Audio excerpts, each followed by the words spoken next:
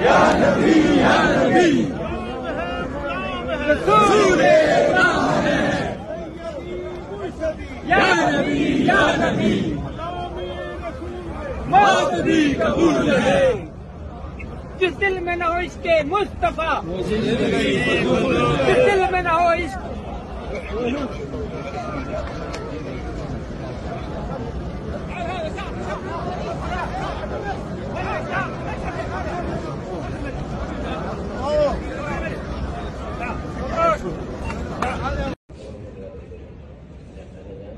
sabar.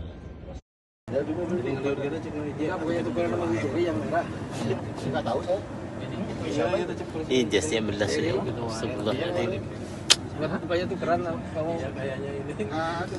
Tak tahu guys mau dibawa kemana ini, aduh ya Allah, nyesel. Aduh, dia mau diberi mana ya? Mau dibawa kemana ini guys? Insyaallah. Yes.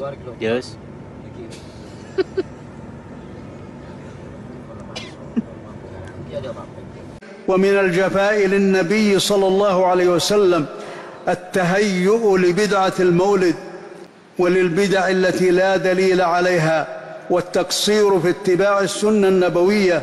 قال تعالى: قل إن كنتم تحبون الله فاتبعوني يحببكم الله ويغفر لكم ذنوبكم والله غفور رحيم.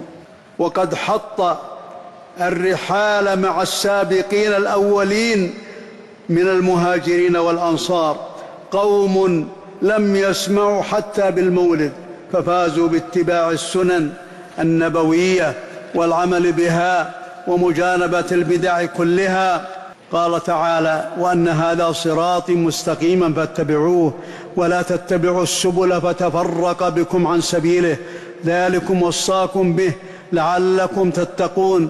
اللهم أعز الإسلام والمسلمين وأذل الكفر والكافرين ودمر أعداء الدين. اللهم انصر دينك وكتابك وسنة نبيك في كل زمان ومكان. اللهم أذل البدع التي تضاد دينك الحق.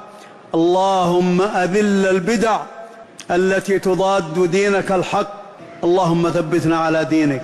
اللهم ارفع عن المسلمين الشدائد والكربات واكشف البلاء والشدائد والمحن والفتن عن أهل فلسطين واجعل الدائرة على أعدائهم يا رب العالمين.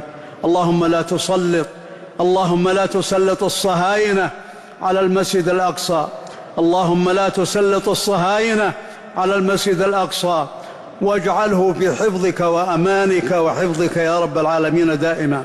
Di majelis kami, kalau ditanya apa hukumnya maulid, apa hukumnya tahlilan, apa hukumnya begini dan begitu, kami jelaskan sesuai apa yang kami ketahui. Karena ditanya, tidak ada tablik akbar khusus bahas masalah ini, tetapi hanya ditanya, kami jelaskan sesuai yang kami fahami. Kalau antum merasa itu benar, antum jalankan, silahkan. Masing-masing bertanggung jawab di hadapan Allah SWT. Tapi jangan antum paksa kami untuk melakukan, karena masing-masing berhujjah. Jadi tidak ada maksud dan tujuan kami untuk menyerang antum. Jangan difahami untuk menyerang, karena tidak ada materi khusus membahas tentang masalah amalia antum, tidak ada. Kalau ditanyakan kami jelaskan, dan itu hak kami menjelaskan di pengajian kami, sebatas itu. Dan sekali lagi, antum mengatakan boleh, kami mengatakan tidak boleh, saling menghormati, selesai kan gitu konsepnya. Kami teman-teman salafi ini hanya butuh dalil. Kami cuma butuh dalil. Ada dalil, antum akan temukan kami berada di saf pertama mengerjakan perbuatan tersebut. Apa saja, ini dalilnya, ini hadisnya, ini ayat Al-Qur'annya, ini perkataan sahabat, kami langsung melakukan itu. Insya Allah kami yang pertama melakukannya. Tapi kalau tidak ada dalil, antum akan temukan kami paling jauh.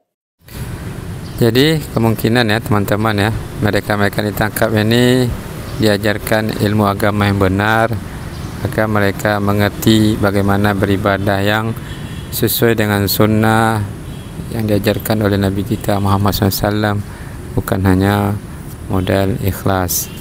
Kita baca komentar netizen ya. Wajar dibubarkan di sana sejak Rasulullah hidup, wafatnya Abu Bakar, Umar, Utsman, Ali, lalu para sahabat yang lain, bahkan 4 imam mazhab, Malik, Hambali, Hanafi, dan Imam Syafi'i tidak ada yang merayakan maulid. Lalu kenapa kalian merayakan? Rasulullah SAW beriktikaf di masjid, lalu beliau mendengar mereka, para sahabat, mengeraskan bacaan Al-Quran mereka. Kemudian beliau membuka tirai sambil bersabda, yang artinya ketahuilah sesungguhnya kalian sedang berdialog dengan Rabb kalian. Oleh karena itu janganlah sebagian kalian mengganggu sebagian yang lain, dan jangan pula sebagian yang satu mengeraskan terhadap sebagian yang lain di dalam membaca Al-Quran. Atau beliau mengatakan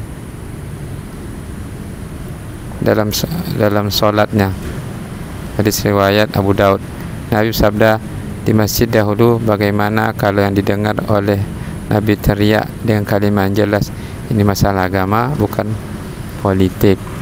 Jadi ada adabnya ya dalam kita beribadah itu, dan ada tuntunannya yang harus kita ikuti, bukan hanya sekedar perasaan kita, apalagi jika itu menyerupai ibadah agama lain. Harus kita tinggalkan, walaupun baik di mata kita, namun di mata syariat itu buruk, maka hendaklah kita berlapang dada untuk meninggalkan apa yang kita yakini itu baik, karena semua itu tegak di atas dalil, agar ibadah kita jangan sampai sia-sia teman-teman ya.